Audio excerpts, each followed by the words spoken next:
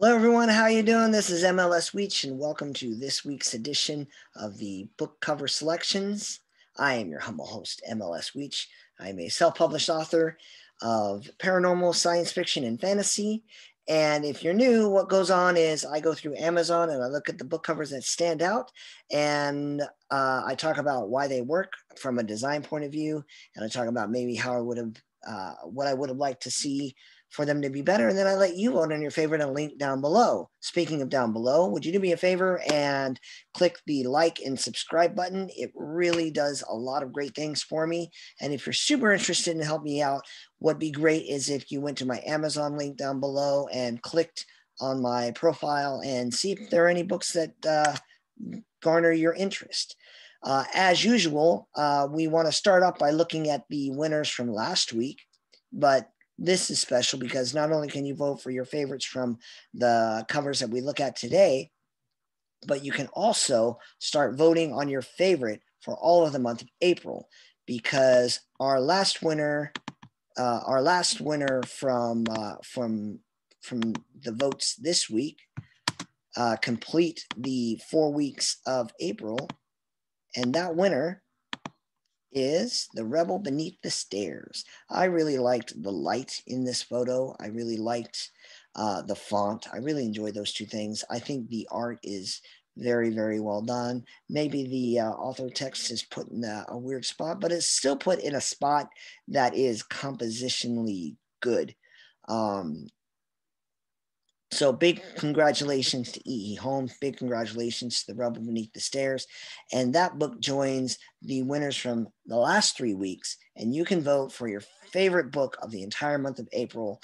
And I'll post it on my blog and try to celebrate that designer and that book cover.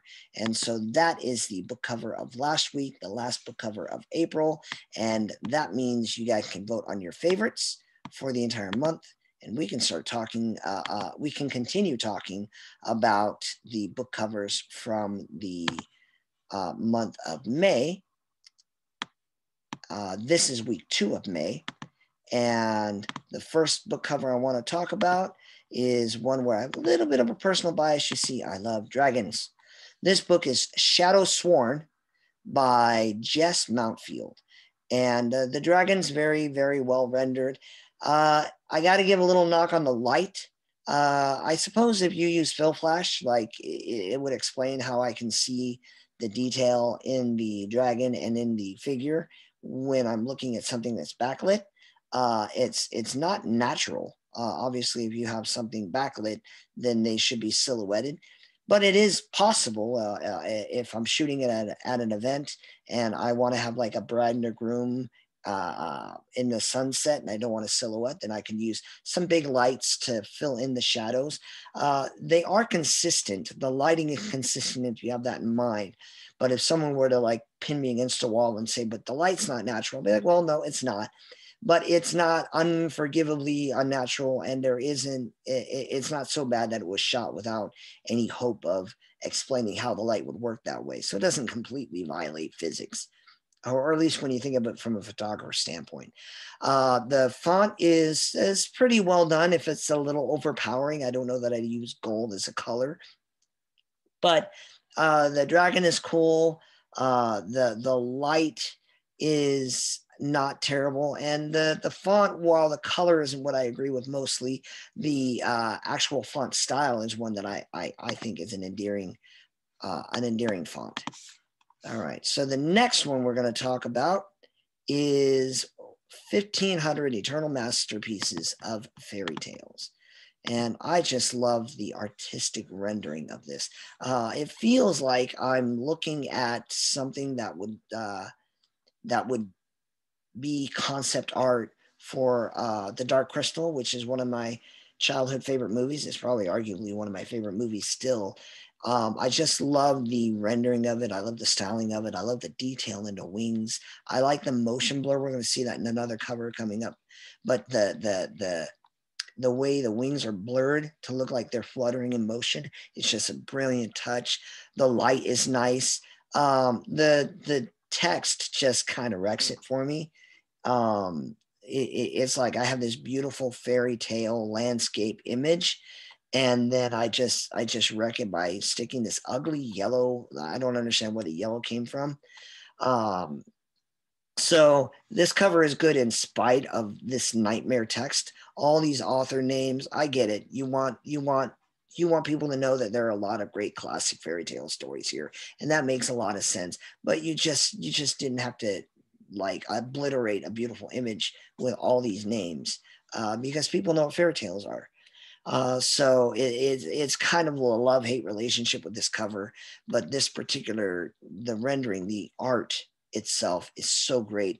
I'm willing to love it, even despite the nightmare that is all the text and the color of that text.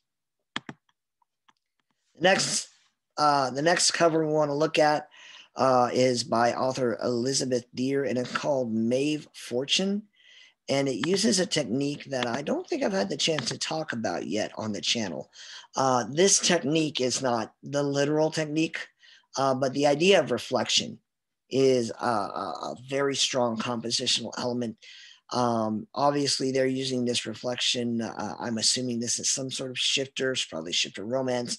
But the technique of it, the way it's rendered, is you have this reflective surface, and you're able to see that reflective surface and the figure in it in a clear manner. A lot of bad reflection is like it's a dark opaque figure, and you know that something's there, but you don't really know what it is. In this case, the rendering in that pool of water is very well done. There's nice balance between the forest ground and the water below. The font isn't overpowering, although that's a couple too many lens flares or filigrees, if you ask me. But just for the opportunity to talk about reflection in an image and talk about why it works as a composition technique, the strongest thing that reflection does is it allows you to see one thing from two points of view, and that's a very compositionally interesting aspect of it. Reflection is best when the reflection isn't just a literal copy, although it's good. But when it adds to the composition, when it adds to the content, it's even better. Here in this case, it adds to it because this is how you know that this is some sort of shifter novel. So that's a good thing to do for people who look for that kind of stuff. I'm not against shifter novels as a whole. But I'm not the biggest fan of shifter romance. If you are, you can vote for the cover in the link down below, and I won't have any say in it. So it's a well done technique that deserves some kind of recognition. Next one I want to go over is all about tone, and we're talking about Age of Stone by Jez Kayo, I believe is how pronounced, or Kagio. Again, I'm never gonna win when it comes to pronouncing names. My real last name is so confusing that I use a pen name, so I feel a little guilty.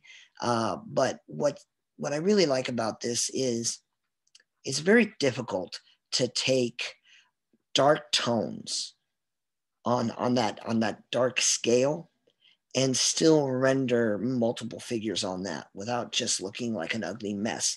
And this cover succeeds in that part of this. So you have this alien monster creature here. You have this silhouetted figure there. And the technique that worked is this idea called rim light. So this figure is lit. The creature is lit. We see the detail, we saw all the creepiness of it.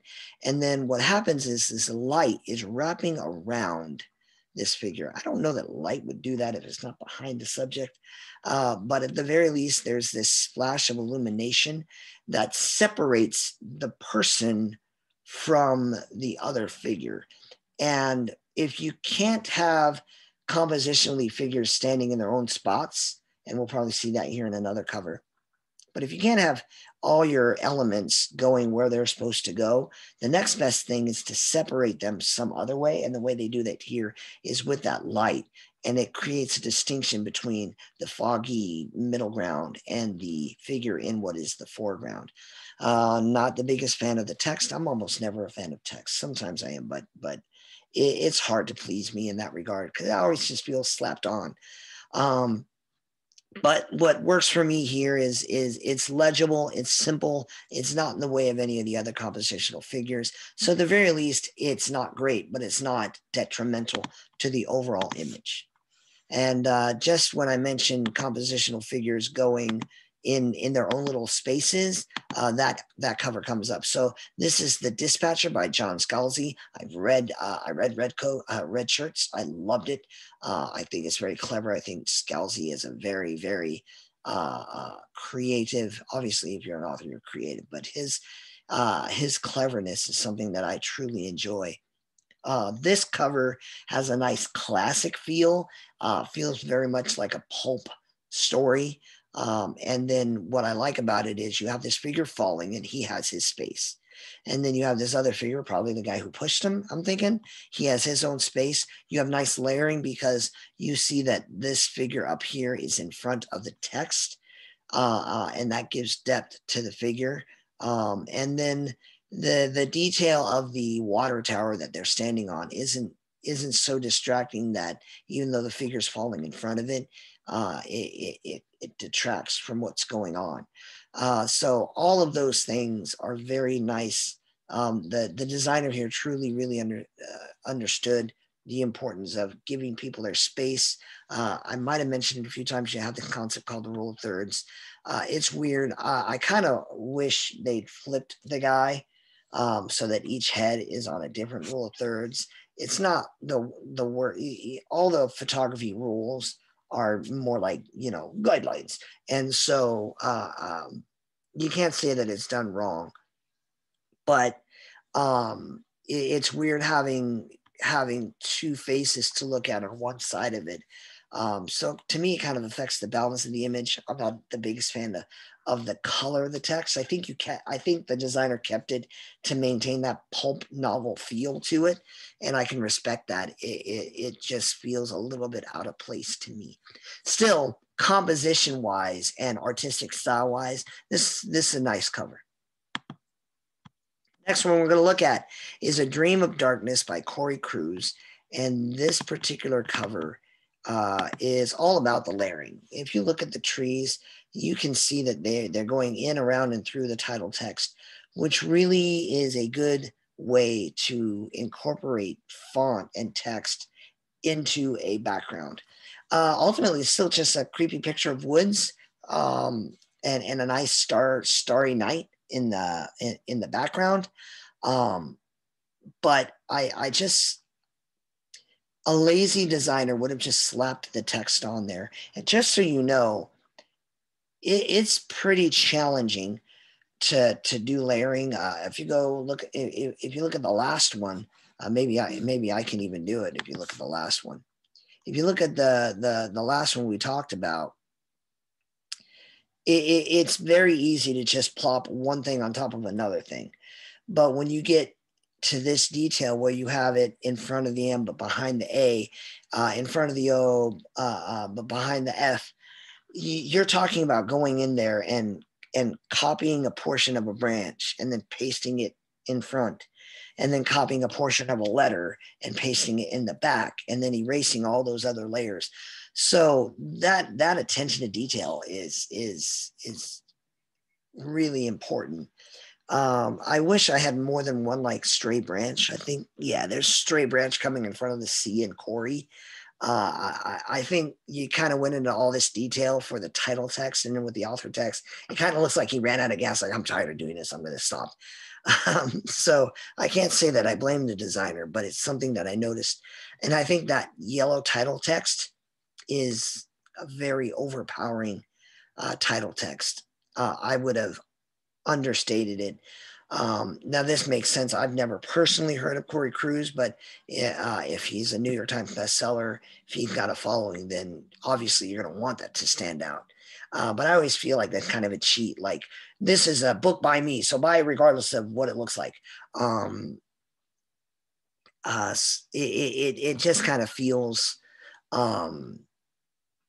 overpowering and over relying on the name of the author rather than the content of the book. That's a personal feeling of mine. It doesn't detract from what the author does or the skill of it. It's just kind of every time I see things like that, I'm gonna notice it. I'm gonna talk about it. But all that layering and all the detail that went into it, especially with the title text, absolutely deserves some merit. And the last book we're going to talk about, well, look at that. It just so happens to be my book, which is out. It's been out for a little bit as you're watching this. This is Betrayed. I did the cover reveal on my channel. I'm super excited that it's out. Hopefully by the time you're watching this, even the print version will be available. That's a little optimistic, but a guy can hope. And obviously, if I do a channel where I talk about book covers and then I release a book, I'm going to put my book cover on it. Because either I'm willing to put my work against others or I'm not. I always feel a little hokey when people talk about that kind of stuff. But this has layering because you have knives coming in the foreground and knives falling in the background.